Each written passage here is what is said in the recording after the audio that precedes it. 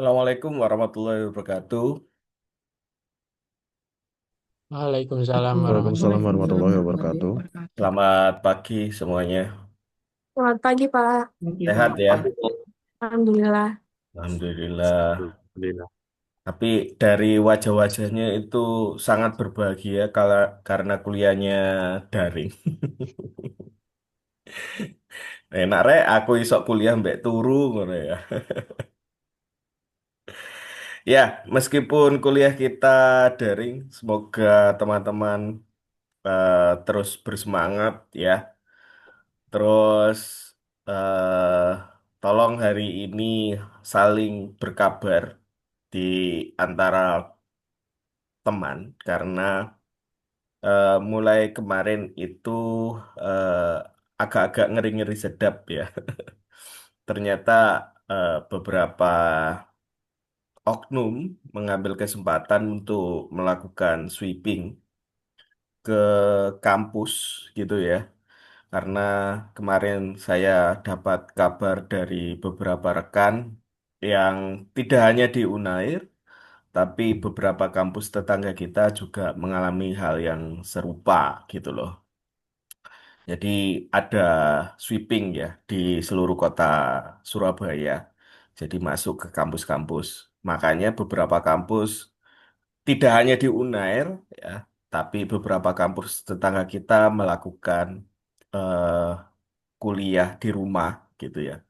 Kuliah daring di rumah ya, untuk mencegah eh, keamanan maksudnya menjaga keamanan dan kondusivitas agar mahasiswa juga aman, terus apa namanya dosennya juga aman gitu ya.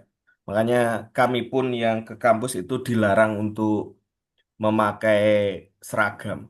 Nanti takutnya ada apa-apa terus jadi masalah gitu ya.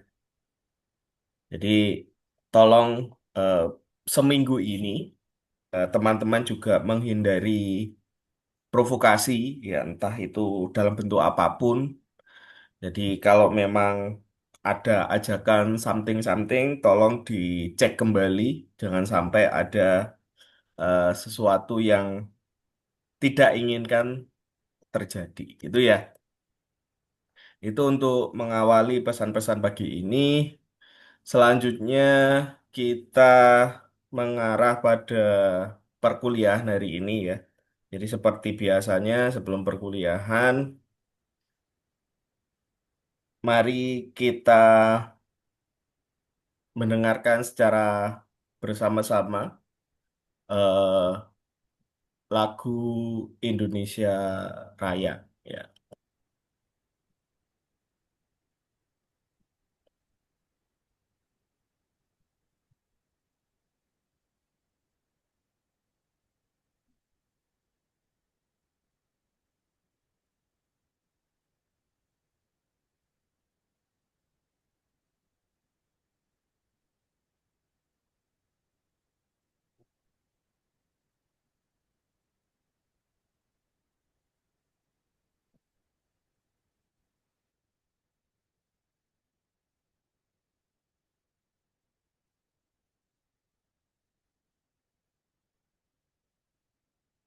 Bentar.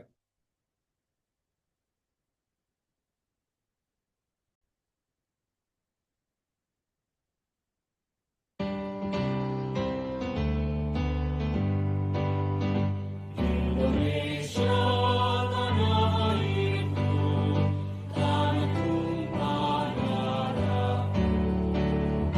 Di sanalah ku berdiri, jadi baru hidupku.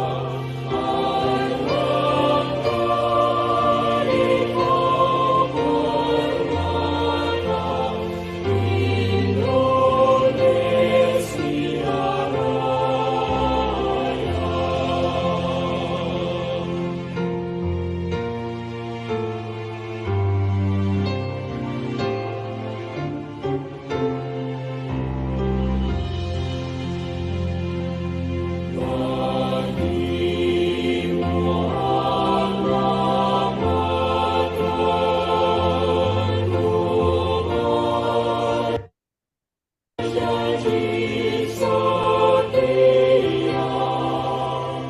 benar bakti suci berjasa mulia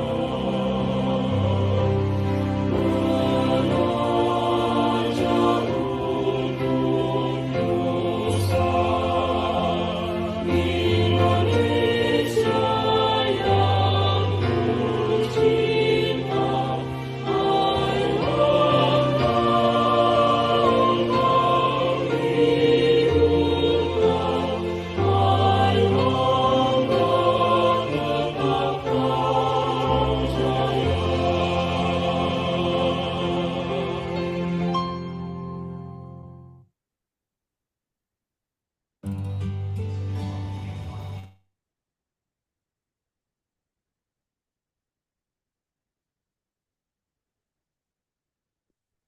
Baik, untuk selanjutnya seperti biasanya juga silakan untuk presensi ya.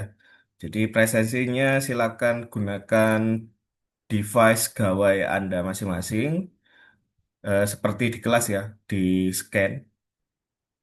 Monggo silakan presensi dulu.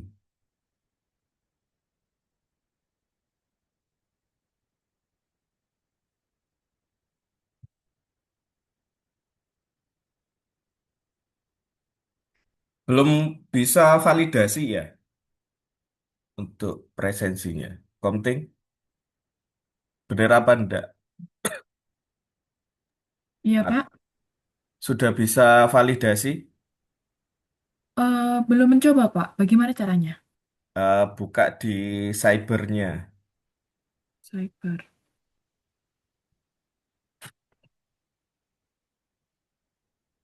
Lalu di bagian mana ya, Pak? Di cyber nanti di presensi itu, validasi presensi. Ada nggak menunya? Cyber V2 ya, kalau Oh, tidak salah. V2.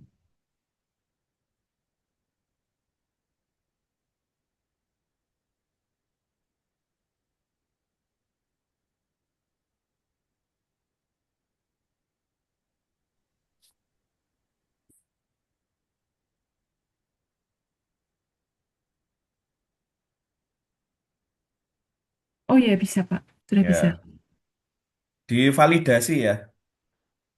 Dua Baik, baik. pertemuan divalidasi nanti terakhir ini, ya.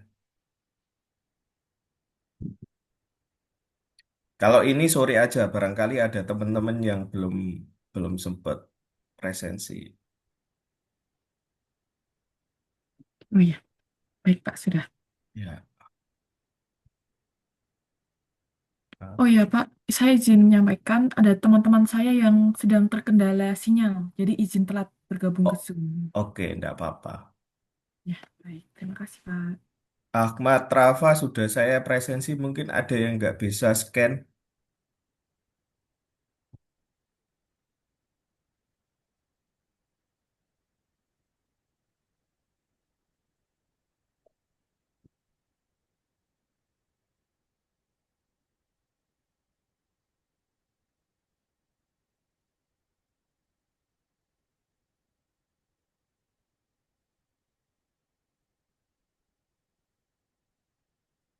Philip Theo sudah, Fania,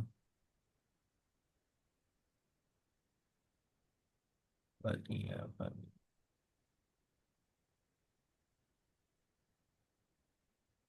Fania sudah,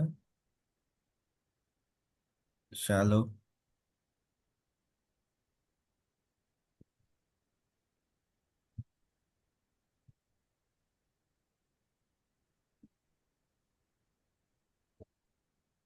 Aminatul Surya,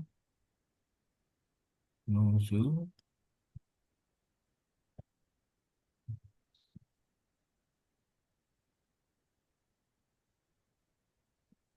Shalom, ya. Wirdiana,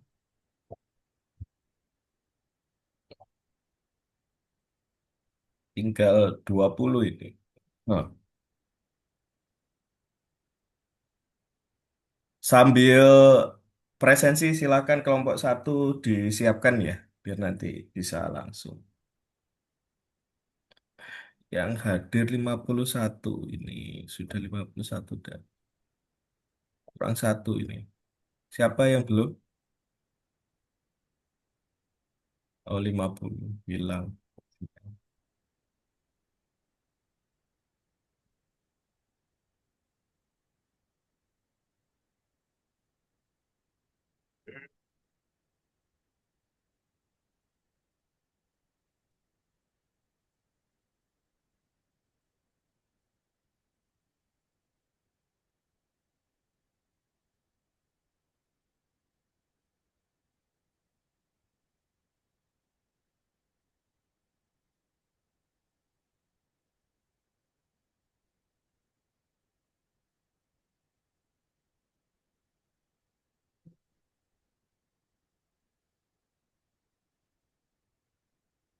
Kelompok satu sudah hadir semua atau masih ada di luar jaringan?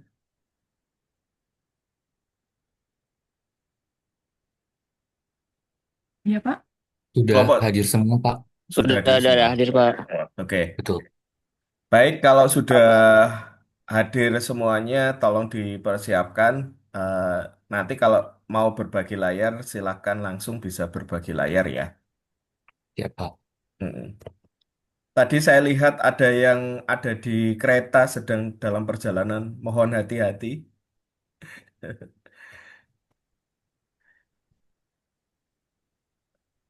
Jadi ini katanya katanya anak-anak kok, waduh, ngabari kok nggak sejak hari Sabtu ya. Tahu gitu nggak perlu ke Surabaya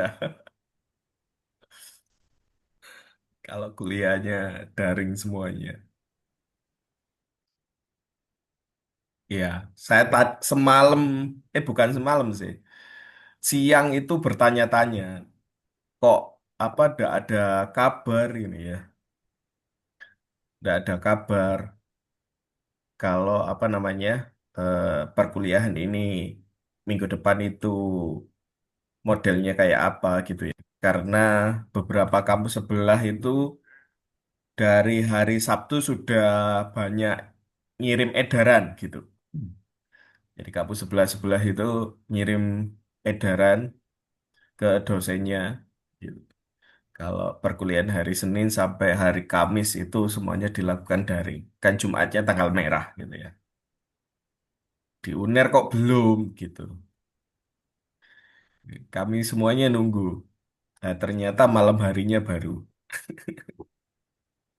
Kamu sebelah kita malah jam pukul berapa itu katanya? Jam 8 malam baru dapat edaran. ITS, ITS. Yang di belakang kita itu. Soalnya baru rapatnya tanggal 31 sore katanya. Baru ada edaran. Kita maghrib. Waktu maghrib baru ada edaran.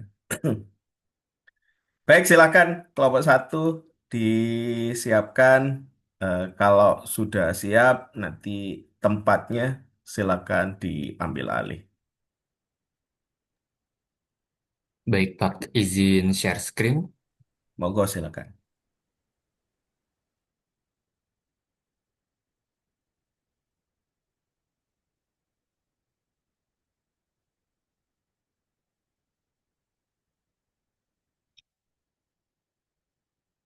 Assalamualaikum warahmatullahi wabarakatuh.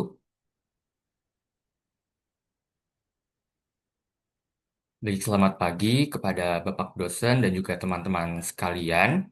Pada kesempatan yang berbahagia ini, kami dari kelompok satu ingin mempresentasikan materi ragam bahasa, yaitu materi pertama, dan anggota daripada kelompok kami adalah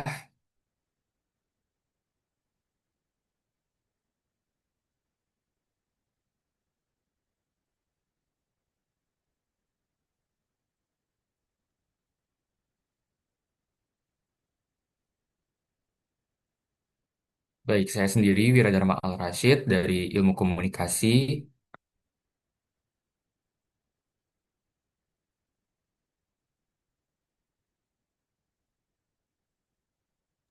Baik, perkenalkan nama saya Ahmad Raffan Faldo dari manajemen.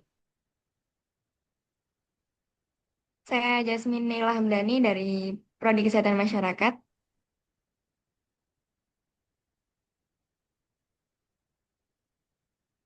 Saya Sherly Mutiara Ramadhani dari Akuntansi Vokasi.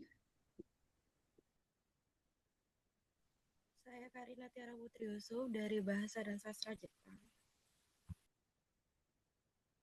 Saya Kayana Atala dari Teknologi Sains Data.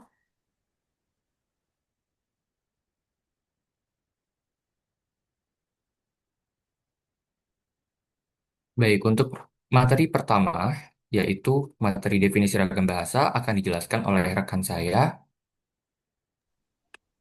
Baik, di sini saya Rafa akan menjelaskan definisi ragam bahasa. Nah, sebelumnya apa sih ragam bahasa itu? Ragam bahasa adalah variasi penggunaan bahasa yang muncul karena adanya perbedaan topik, situasi, hubungan antar pembicara, latar sosial budaya, maupun faktor geografis.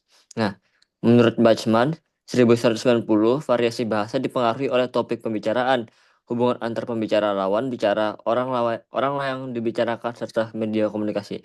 Namun ada juga nih dari beberapa tokoh-tokoh lagi, misalnya seperti Fishman Ed pada tahun 1968, dia menambahkan bahwa norma kebahasaan terkait erat dengan situasi komunikasi, pelaku bicara dan topik yang dibicarakan.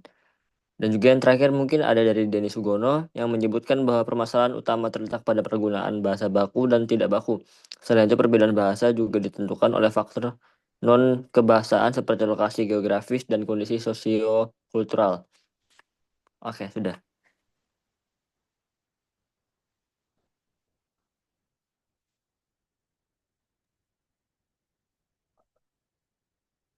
Baik, untuk selanjutnya adalah faktor penyebab dari ragam bahasa. Penyebab dari ragam bahasa adalah adanya kemajemukan dari masyarakat atau kelompok sosial dan adanya heterogenitas nih dari para penuturnya. Ini menurut Share tahun 2010 yang dikutip dari Prayudi dan Nasution pada tahun 2020.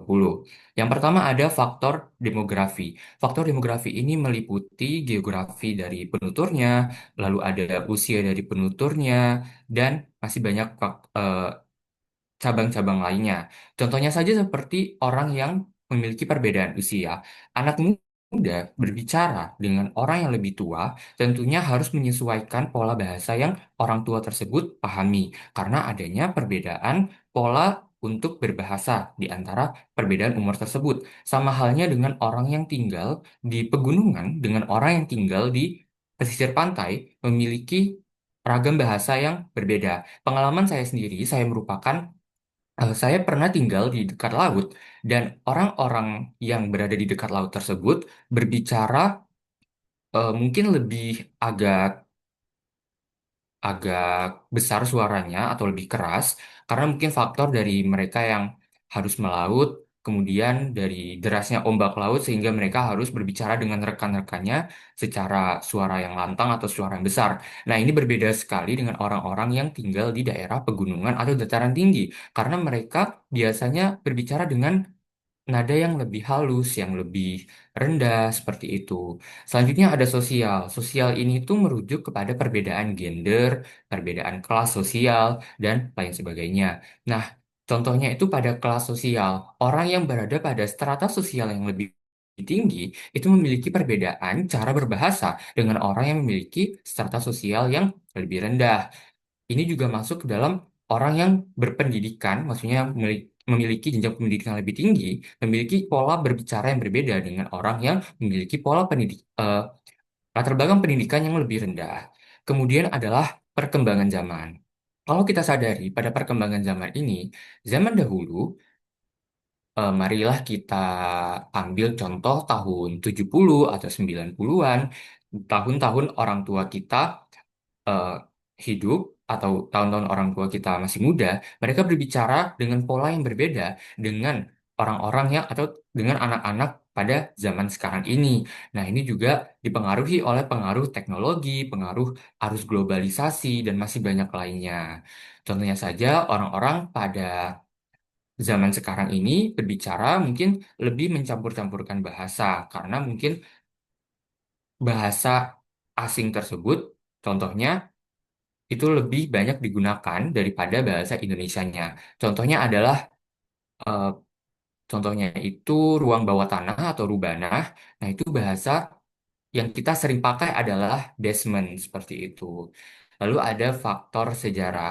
Nah, faktor sejarah ini meliputi seperti imigrasi penduduk, lalu faktor dari perpindahan nenek moyang, dan lain-lainnya.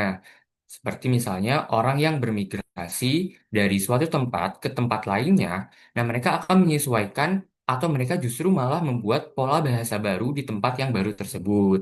Seperti itu. Selanjutnya adalah macam-macam ragam bahasa.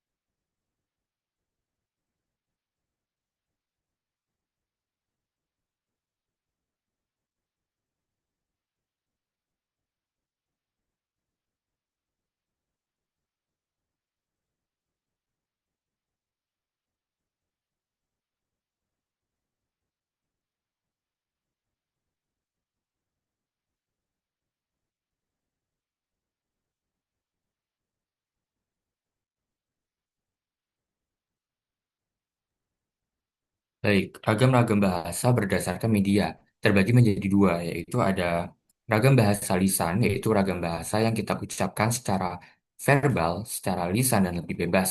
Ragam bahasa ini digunakan dalam berkomunikasi atau menyampaikan pesan sehari-hari yang lebih santai. Misalnya seperti kita dalam berkegiatan sehari-hari, kita berbicara kepada teman, kita belanja ke pasar, itu kita menggunakan ragam bahasa lisan. Selanjutnya ada ragam bahasa tulisan, yaitu bahasa yang disampaikan melalui media tulis dengan huruf sebagai unsur dasar dan disebut dengan ragam bahasa tulisan. Ragam bahasa ini tuh bersifat lebih formal, lebih terstruktur. Contohnya saja seperti kita ingin menulis sebuah surat atau sebuah dokumen. Nah, itu kita menggunakan ragam bahasa tulisan yang kesannya lebih formal dan lebih resmi. Seperti itu, teman-teman.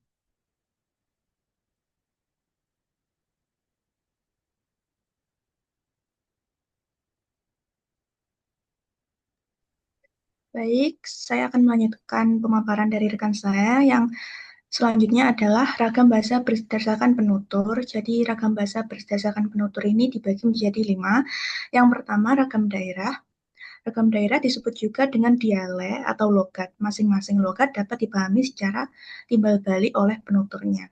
Contohnya saja itu misal orang Surabaya sini sama misal orang Kediri itu masih mirip logat daerahnya karena pengalaman saya juga orang Kediri. Jadi kalau saya bicara bahasa daerah gitu atau ada logat daerahnya sama orang Surabaya itu masih nyambung lah, masih mereka itu juga masih mengerti, kita juga masih mengerti begitu.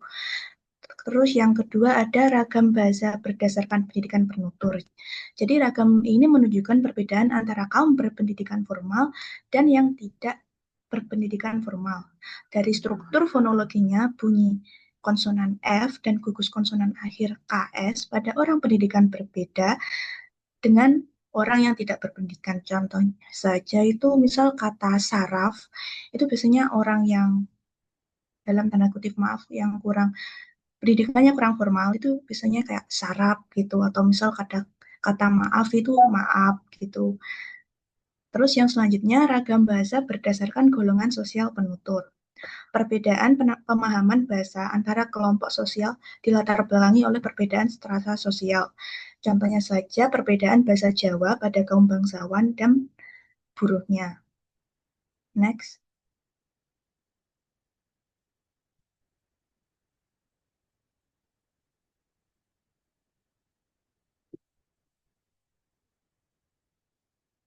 Lalu selanjutnya ragam bahasa berdasarkan sikap penutur. Ragam bahasa ini disebut juga langgam atau gaya. Pemilihannya bergantung pada sikap yang diajak bicara atau pembacanya. Jadi contohnya itu ketika kita berbicara pada orang yang lebih tua gitu, kita cenderung lebih sopan bahasanya. Terus untuk yang lebih muda itu biasanya bahasanya cenderung lebih santai gitu. Kemudian yang terakhir ada ragam bahasa menurut pemakaiannya. Yang pertama, berdasarkan pokok persoalannya, ragam bahasa undang-undang Contohnya saja ragam bahasa undang-undang, ragam bahasa jurnalistik, ragam bahasa ilmiah, ragam bahasa sastra, dan ragam bahasa sehari-hari. Yang kedua, menurut sarana atau mediumnya. Contohnya, ragam bahasa lisan, ragam bahasa cakapan, ragam bahasa pidato, bahasa kuliah, dan ragam bahasa panggung, dan ragam tulis, yaitu ragam bahasa teknis, ragam bahasa undang-undang, ragam bahasa catatan, dan ragam bahasa surat. Yang ketiga, menurut hubungan antar pembicara. Ragam bahasa resmi, ragam bahasa santai, ragam bahasa akrab, ragam baku, dan ragam tak baku. Untuk selanjutnya akan dilanjutkan oleh rekan saya. Baik, selanjutnya adalah ragam bahasa baku atau formal. Ragam bahasa artinya bermacam-macam bahasa, kemudian baku sendiri berarti sesuai dengan kaidah tata bahasa, ataupun formal berarti kata kalimat resmi yang digunakan saat menghubungi pendidikan atau pemerintahan maupun media massa. Sifat dari ragam bahasa sendiri ada dua, yaitu kedalaman. Kedalaman yang dimaksud di sini adalah kematangan berpikir. Kemudian fungsi sebagai pengikat kesatuan dan pembentuk identitas. Pembentuk identitas yang dimaksud di sini merupakan pemberi ciri khas dari ragam bahasa baku. Seperti halnya saat kita menghubungi dosen atau menghubungi teman. Di situ kita memakai ragam bahasa yang berbeda, di mana saat menghubungi dosen yang di dalam bidang pendidikan kita menggunakan ragam bahasa baku. Kemudian sikap dalam menguatkan fungsi bahasa baku ada tiga, sikap kesetiaan bahasa, kemudian sikap kebanggaan bahasa, dan yang terakhir ada sikap kesadaran akan norma. Terima kasih. Selanjutnya akan disampaikan oleh teman saya. Baik, kemudian terdapat ciri-ciri bahasa baku atau formal. Yang pertama adalah menggunakan unsur gramatikal. Bahasa formal menggunakan struktur kalimat yang lengkap dan sesuai kaidah tata bahasa, pola SPOK, subjek, predikat, objek, dan keterangan. Fungsi dari menggunakan unsur gramatikal ini untuk menunjukkan kejelasan hubungan antar unsur kalimat sehingga pesan tersampaikan dengan logis dan mudah dipahami.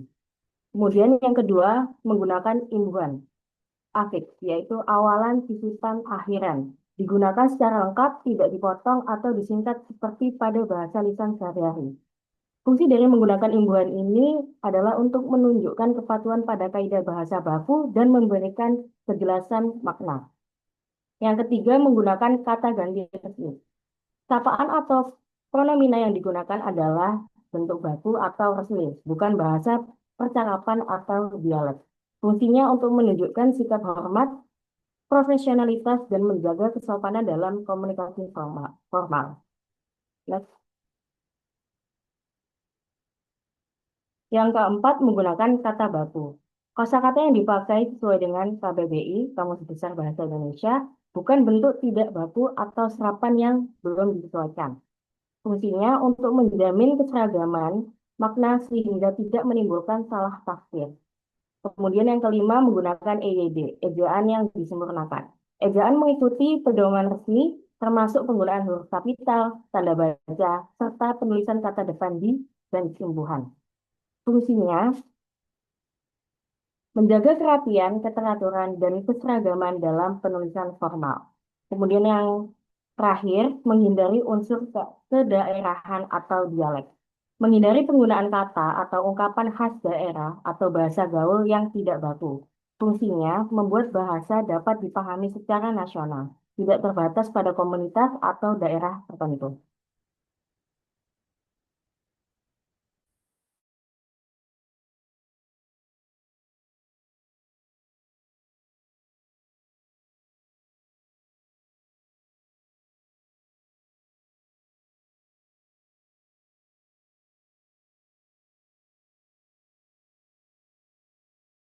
Baik, rekan-rekan, apakah suara saya terdengar?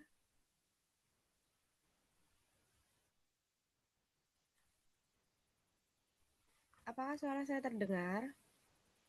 Terdengar, terdengar. Jadi saya jelaskan mengenai fungsi bahasa. Yang pertama, bahasa sebagai sarana komunikasi, yang dimana fungsi tersebut digunakan dalam berbagai lingkungan, tingkatan, kepentingan yang beraneka ragam. Lalu yang kedua, bahasa sebagai sarana integrasi dan adaptasi. Dengan bahasa, orang dapat menyatakan hidup bersama dalam suatu ikatan. Lalu yang ketiga, bahasa sebagai sarana kontrol sosial. Bahasa sebagai sarana kontrol sosial berfungsi untuk mengendalikan komunikasi agar orang yang terlibat dalam komunikasi dapat saling memahami, masing-masing mengamati ucapan, perilaku, dan simbol lain-lain yang menunjukkan arah komunikasi. Lalu yang keempat, bahasa sebagai sarana untuk memahami diri. Dalam membangun karakter seseorang, seseorang tersebut harus dapat memahami dan mengidentifikasi kondisinya terlebih dahulu. Seseorang harus dapat menyebutkan potensi, kelemahan, kekuatan, bakat, kecerdasan, kemampuan intelektualnya, kemampuan temperamennya. Pemahaman ini mencakup kemampuan fisik, emosi, inteligensi, kecerdasan, psikis, karakter, psikologi, dan lain sebagainya. Lalu yang kelima, bahasa sebagai sarana ekspresi diri.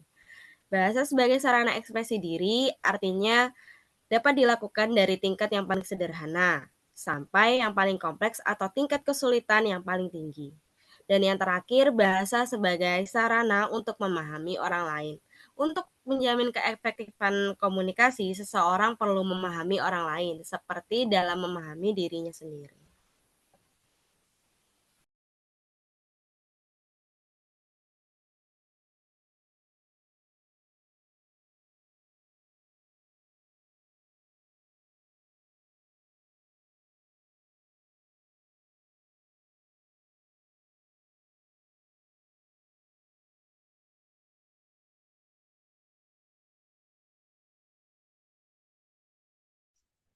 Baik, izinkan saya menyampaikan kesimpulan dari presentasi kelompok kami.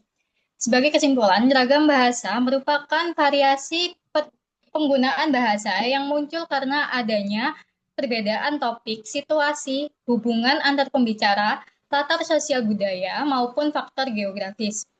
Ragam bahasa terbentuk karena berbagai faktor, mulai dari perkembangan zaman, kondisi sosial demografi, hingga faktor sejarah. Dari situlah muncul bermacam-macam ragam bahasa. Misalnya, ragam bahasa berdasarkan media yang terbagi menjadi lisan dan tulisan, ragam bahasa berdasarkan penutur yang meliputi ragam daerah, pendidikan, dan golongan sosial, serta ragam bahasa berdasarkan sikap penutur dan pemakainya, yang menyesuaikan dengan konteks komunikasi. Selain itu, kita juga mengenal ragam bahasa baku atau formal, yaitu bahasa yang sesuai dengan kaidah tata bahasa, ejaan, serta kosakata resmi. Ragam bahasa baku berfungsi sebagai pengikat kesatuan dan pembentuk identitas, serta menunjukkan sikap kesetiaan, kebanggaan, dan kesadaran berbahasa. Akhirnya dapat kita simpulkan bahwa bahasa tidak hanya berfungsi sebagai sarana komunikasi, tetapi juga sarana integrasi, kontrol sosial, pemahaman diri, ekspresi, dan pemahaman terhadap orang lain. Oleh karena itu, memahami ragam bahasa sangat penting agar kita dapat menempatkan diri dengan baik dalam setiap situasi komunikasi. Mungkin segitu saja dari presentasi kelompok kami. Apakah ada yang ingin didiskusikan?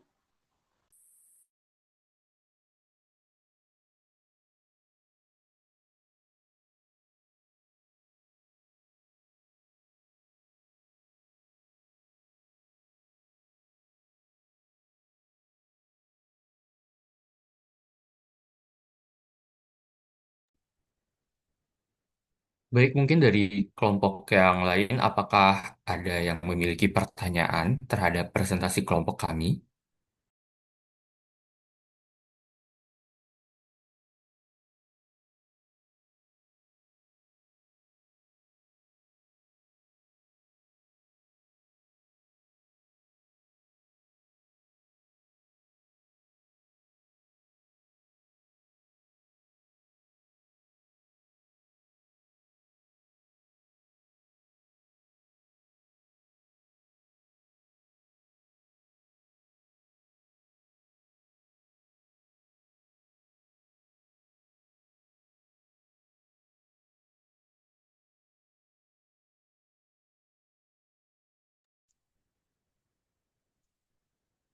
Boleh untuk Nuzul Nur Rashid, silakan menyampaikan pertanyaannya.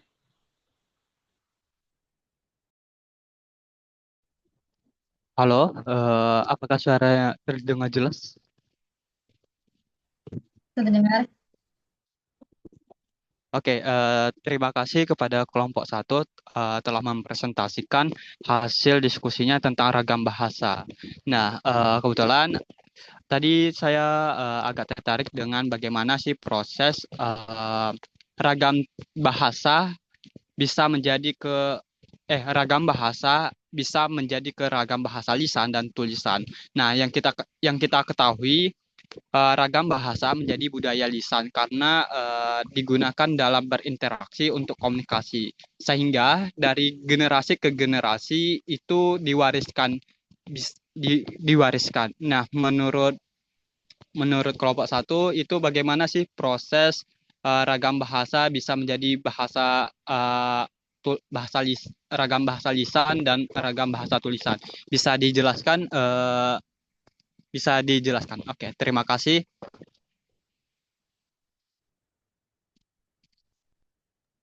Baik, terima kasih kepada Saudara Nuzul Nur Rashid atas pertanyaannya. Mungkin dari kelompok lain ada yang ingin menanyakan tentang materi kelompok kami.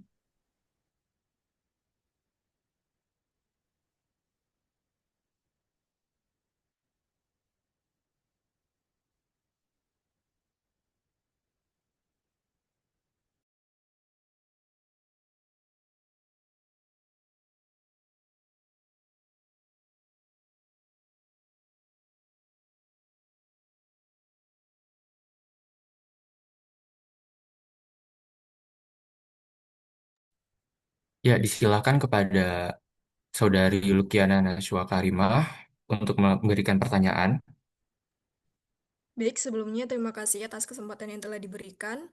Sebelumnya perkenalkan nama saya Lukiana Najwa Karima dari Prodi Kedokteran Fakultas Kedokteran dengan NIM 111251023. Jadi di sini pertanyaan saya tadi telah dijelaskan bahwa dalam ciri-ciri bahasa baku atau formal, ciri-ciri yang pertama tadi dijelaskan bahwa menggunakan unsur gramatikal, di mana dalam satu kalimat itu menggunakan pola SPOK. Lalu pertanyaan saya, bagaimana dengan kalimat yang tidak memiliki unsur SPOK dengan jelas? Misalnya pada kalimat Indonesia merupakan negara kepulauan yang terbentang dari Sabang hingga Merauke. Jadi apakah dari kalimat tersebut yang tidak memiliki pola SPOK itu, apakah masih tergolong dengan bahasa baku atau formal? Terima kasih. Terima kasih banyak kepada Saudari Lukiana. Mungkin satu lagi pertanyaan akan kami terima. Baik, kepada Saudari Pramesti, kami silakan. Apakah suara saya bisa terdengar? Baik, sebelumnya saya ingin bertanya mengenai untuk zaman sekarang itu sudah banyak sekali banyak bahasa yang masuk di Indonesia, terutama bahasa Inggris atau bahasa Spanyol, bahasa Prancis, dan itu disebut juga ragam bahasa. Nah, mengenai hal itu banyak sekali anak daerah yang sekarang itu eh, lebih cenderung lebih ingin mempelajari bahasa Inggris atau bahasa asing lainnya daripada bahasa bahasa daerah yang ada di Indonesia sendiri. Dan itu memicu lunturnya ragam bahasa daerah yang ada di Indonesia. Bagaimana tanggapan kalian mengenai hal ini? Terima kasih. Terima kasih kepada Saudara Pramesti. Baik, teman-teman, terima kasih atas pertanyaannya yang sangat amat bagus. Dan mohon izin untuk kami berdiskusi dalam beberapa menit. Terima kasih.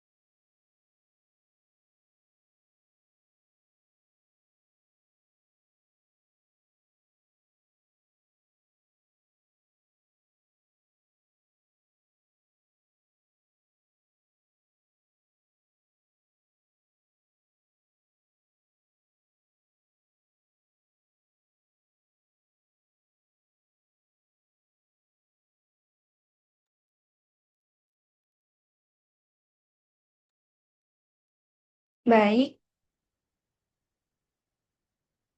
kita sudah melakukan diskusi dan izinkan saya untuk menjawab pertanyaan satu dari Saudara Nuzul. Jadi, pengertian dari ragam bahasa sendiri merupakan variasi bahasa yang muncul karena perbedaan situasi, tempat, tujuan, serta media komunikasi. Ragam ini kemudian berkembang menjadi dua bentuk utama, yaitu bahasa lisan dan tulisan. Sesuai dengan media penyampaiannya, ketika digunakan secara langsung melalui ucapan, ragam bahasa menjadi bentuk lisan. Sedangkan ketika dituangkan dalam bentuk tulisan, ia menjadi ragam bahasa tulisan. Pemilihan bentuk lisan atau nisan ini sangat bergantung pada konteks dan fungsi komunikasi. Dalam kehidupan sosial, contohnya kedua bentuk bahasa ini memiliki fungsi penting dalam komunikasi. Bahasa lisan memperkuat hubungan sosial dan emosional antar pembicara, sedangkan bahasa tulisan memungkinkan penyampaian informasi secara lebih terstruktur, luas, dan bertahan dalam jangka waktu yang lama. Selanjutnya untuk sejarah terbentuk ragam bahasa ini akan dijelaskan oleh Saudara Rafa. Baik, nah mungkin dari kita semua bertanya-tanya dari mana sih muncul alfabet itu, angka-angka dan juga huruf-huruf. Nah, mungkin sebelumnya awalnya manusia ini menciptakan seperti gambar, gambar. Dari gambar misalnya siang. Nah, siang itu digambarkan seperti gambarnya matahari, terus ya yang seperti itulah contohnya. Terus peralihan ke tulisan kuno pada saat itu bangsa Sumeria misalnya kayak contohnya aja kita ambil langkah misalnya Mesir. Di Mesir itu udah menggunakan tulisan kuno. Lalu peralihan lagi nih setelah saya riset, bangsa Fenisia adalah dianggap sebagai pencipta alfabet pertama. Mereka membuat sistem tanda bunyi fonetik bukan gambar. Alfabet Fenisia punya 22 huruf seperti konsonan, dan juga peralihan ini tidak secara instan, melainkan juga perbedaan waktu beda tadi, perbedaan zaman. Lalu penyebaran luas ke dunia juga itu pun secara bertahap, tidak secara langsung, karena setiap setiap negara kan pasti beda-beda bahasa dan juga cara perbedaan tulisannya.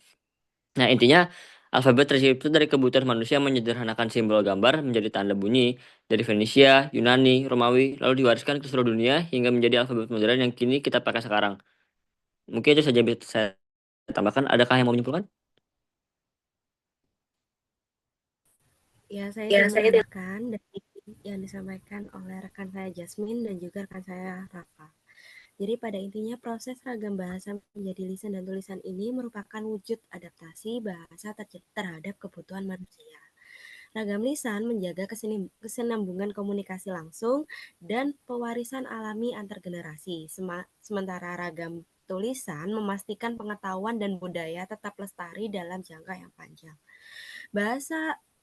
Ragam bahasa lisan dan tulisan saling melengkapi sehingga bahasa tetap hidup, berkembang, dan diwariskan dari generasi ke generasi.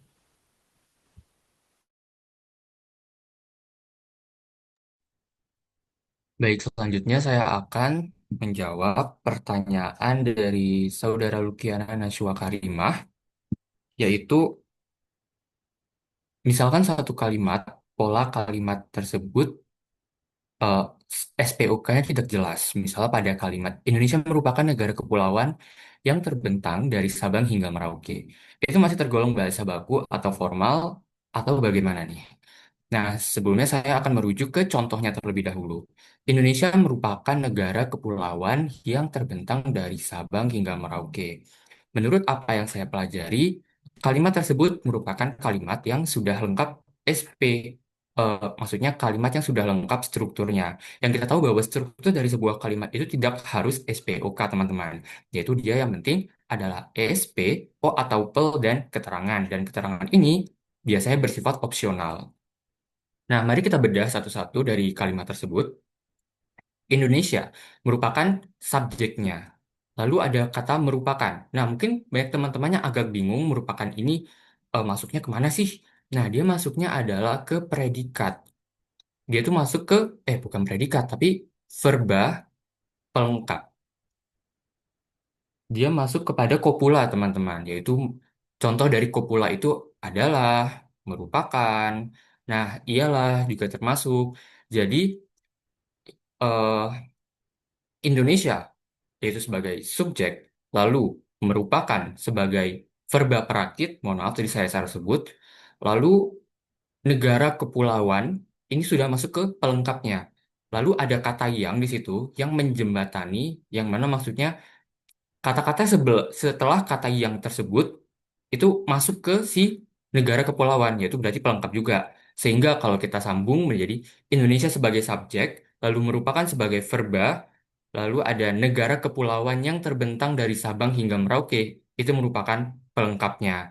Jadi, pola atau struktur dari kalimat ini adalah S, P, dan PEL. Dan menurut saya ini sudah sangat amat baik dari segi strukturnya. Lalu apakah ini tergolong bahasa baku atau formal atau bagaimana? Tentunya ini adalah bahasa yang baku. Karena saya tidak menemukan bahasa yang tidak baku di sini, semuanya adalah bahasa baku yang sesuai dengan KBBI dan ini merupakan bahasa formal juga karena sudah terpenuhi syarat-syaratnya seperti menggunakan bahasa baku, lalu menggunakan struktur kalimat yang baik dan benar, dan saya nyatakan bahwa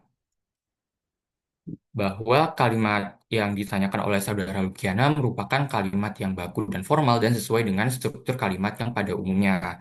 Namun yang perlu saya tekankan, tidak semua kalimat itu harus memiliki pola SPOK. Dia bisa SPP, bisa SPK, sesuai dengan konteksnya dan juga sesuai dengan verba tersebut, apakah verba atau kata kerja yang transitif ataupun intransitif ataupun kopula. Nah, sekian dari saya. Permisi, mohon maaf, apakah boleh mengkoreksi jawaban dari Wira? Oh ya, boleh. Jadi, bantu untuk mengkoreksi. Jadi, untuk kalimat tersebut, Indonesia itu berkedudukan sebagai subjek, sementara merupakan adalah verba intransitif, jadi bisa dibilang berkedudukan sebagai predikat.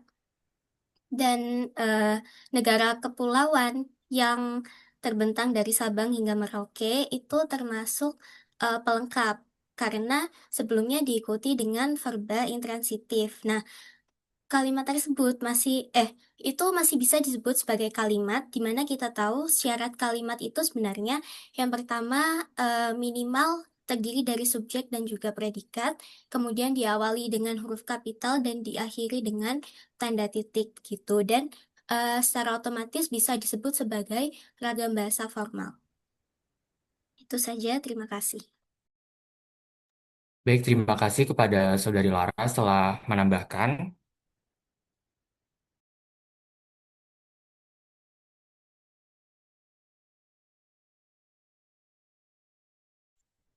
Baik, di sini saya akan menjawab pertanyaan dari Saudari Pramesti. Tadi pertanyaannya bagaimana pendapat kita ketika penggunaan ragam bahasa asing itu lebih banyak ketimbang kita menggunakan ragam bahasa secara daerah ya, begitu.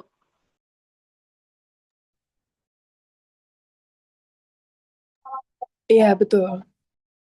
Oke.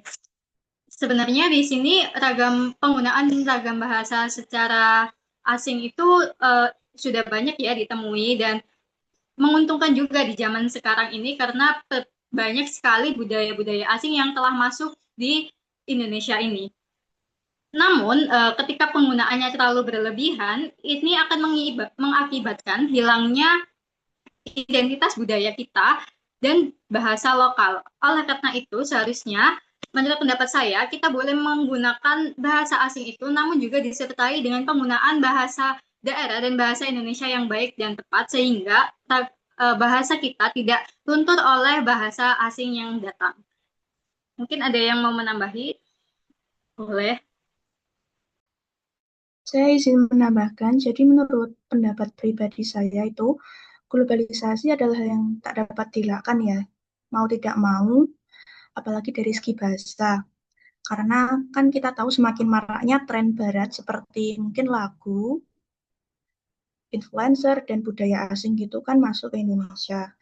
Nah, untuk mengatasinya, menurut saya tuh mungkin pemerintah bisa membuat kurikulum atau program yang dapat mengakomodasi ragam bahasa Indonesia agar tidak tergerus oleh bahasa asing gitu. Mungkin ada yang mau menambahkan lagi?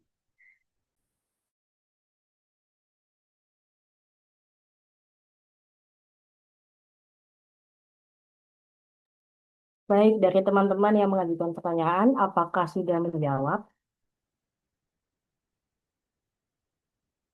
Sudah.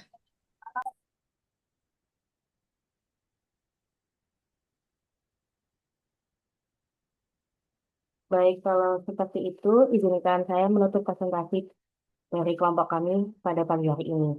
Kami ucapkan terima kasih dan mohon maaf apabila ada kesalahan kata. Sekian dari kelompok kami. Terima kasih. Wassalamualaikum warahmatullahi wabarakatuh.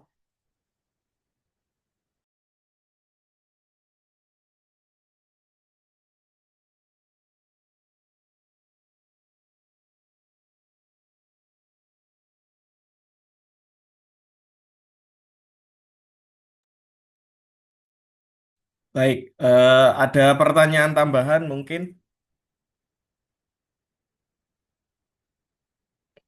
Nggak ada? Oke, kalau tidak ada, mari kita sedikit apa ya istilahnya ya, mengulas kembali lah, gitu ya. Mengulas kembali dengan sebuah permainan dari saya. Silakan teman-teman akses ini ya, halaman berikut.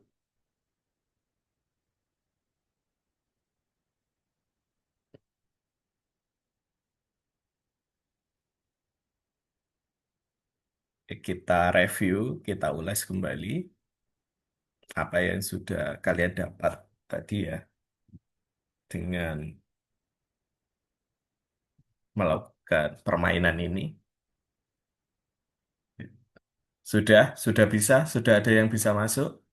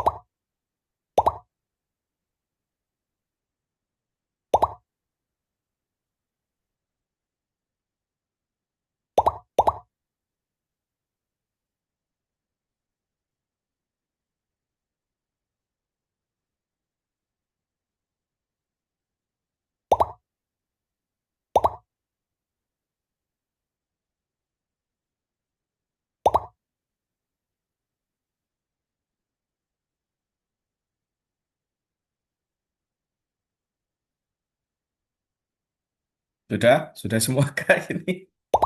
Oh, masih ono. Oh, masih.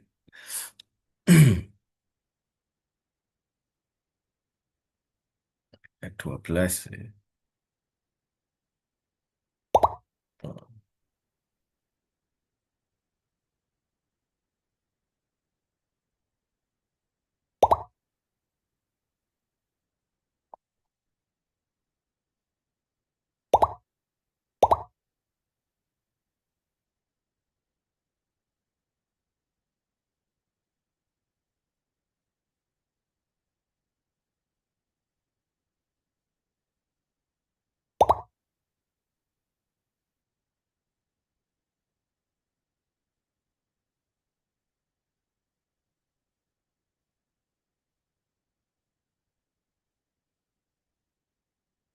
Hmm.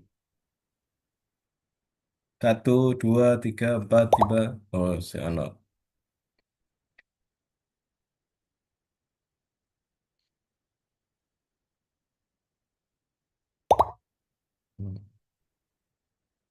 Oke, sudah?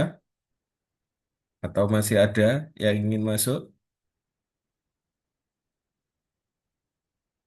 Kalau sudah kita mulai ya. Oke, sekarang masih 55, kurang lebih harusnya kurang 5. Tapi kalau nggak mau ikut ya terserah lah. Oke, kita mulai ya. Satu, dua, tiga. Nanti Anda boleh men-tackle temennya. Silakan. Oke, kita tunggu beberapa detik lagi ya. Kalau mau ingin bergabung. Eh, setengah menit lah. 30 detik.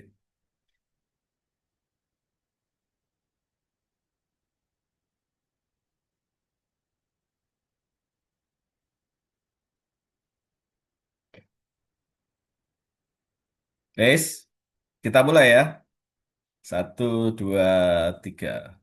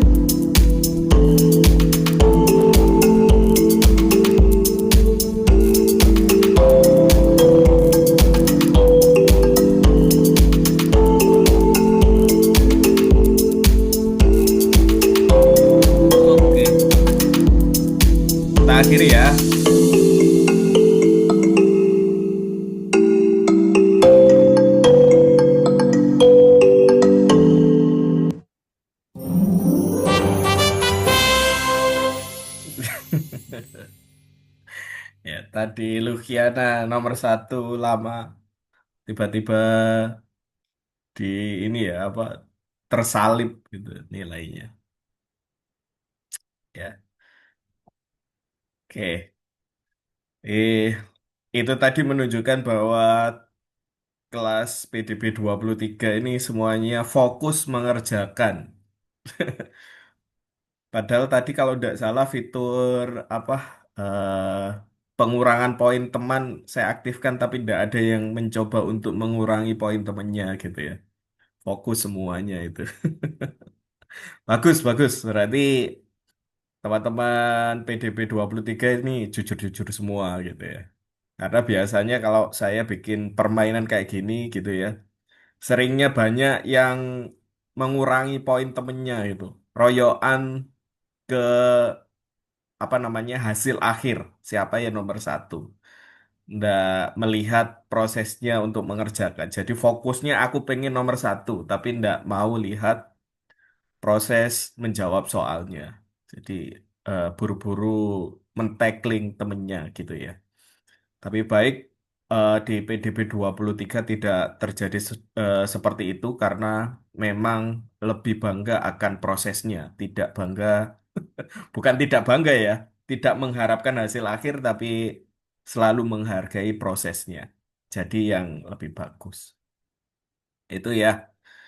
Jadi hal seperti ini bisa dimanfaatkan ya, bisa dimanfaatkan untuk bahan evaluasi. Jadi kelompok yang lain misalkan ya, nanti kan kita masih ada 10, tinggal 9 ya kalau sekarang. 9 kali lagi untuk melakukan seperti ini, diskusi. Jadi teman-teman bisa menggunakan hal seperti ini untuk mengevaluasi temannya. Kira-kira dari diskusi ini sudah ada yang nangkap belum sih tentang topik yang saya sampaikan? Nah, bisa bikin permainan seperti ini. Atau nanti dari saya yang akan memberikan eh, tidak hanya kuis seperti ini ya, karena momentum kita bagus aja karena kita daring, jadi saya bisa ngasih eh, kuis seperti ini. Tapi kalau sudah di kelas nanti ya beda lagi ceritanya, hal lain lagi ya. Tapi nanti patut dicoba ya untuk kelompok-kelompok yang lain bikin evaluasi di akhir diskusi ya, biar teman-teman ini eh, apa yang didapatkan itu benar-benar menyerap di dalam kepala gitu loh ya. Jadi nanti coba kelompok dua dan seterusnya membuat hal yang seperti ini. Boleh sama, boleh nanti dibikin sesuatu yang menarik lainnya gitu ya. Baik, eh mungkin ada pertanyaan dari teman-teman? Tidak ada. Ini yang belum presensi siapa ya? Tadi sampai Nurma. eh Siapa ini? Yang 5 Amirah. Bentar ya, saya presensi dulu yang belum. Amira At, Atskia. At, atau gini aja, kalian scan lagi aja yang belum ya. Ini untuk yang belum aja. Oke, monggo yang belum scan ini Q-code-nya.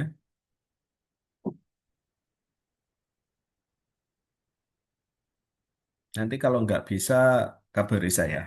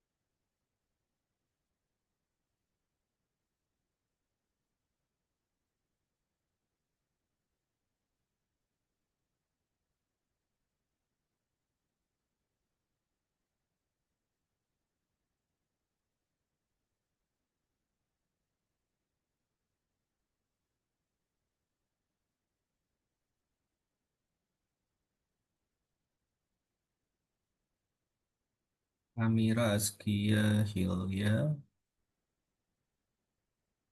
sudah, Safi,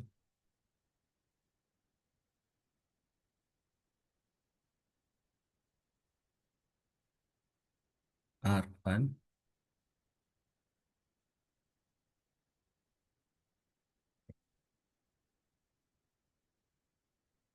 Sabrina, Asmi,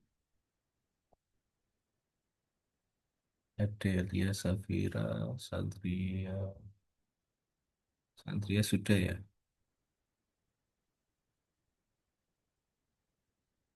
Sudah. Farhan sudah. Haidar.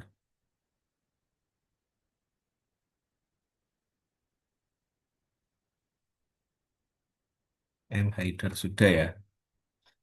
Sudah semua ya. Tinggal ini. Nggak tahu dia hadir apa enggak. Saya cek satu-satu ya. Mungkin belum sempat presensi. Alnanta. Nggak ada. Atina. Atalia. Ada orangnya. IB Airlangga. Nggak ada ya. Ida Bagus Airlangga nggak ada. Hah? Memang mengundurkan diri, Pak. Oh, mengundurkan diri. Kalisha. Nggak ada. M. Zainur. Nggak ada. Putu Nayika. Renata. Sastra.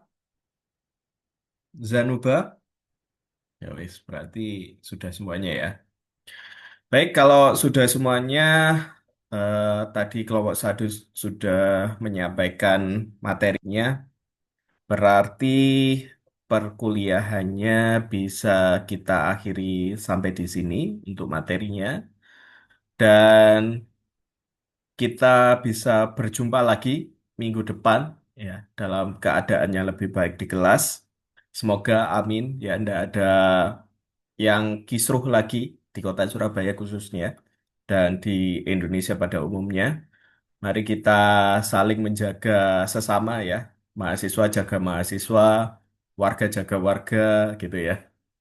Saling menjaga, jangan sampai ada perpecahan di antara kita. Kira-kira begitu yang bisa saya sampaikan hari ini. Terima kasih semuanya. Saya akhiri. Wassalamualaikum warahmatullahi wabarakatuh. Selamat pagi semuanya. Waalaikumsalam warahmatullahi wabarakatuh. Waalaikumsalam. Waalaikumsalam warahmatullahi Selamat pagi, Pak. wabarakatuh. Selamat pagi. Terima kasih Pak. Selamat pagi. Terima kasih, Pak. Saya tutup ya Zoom-nya.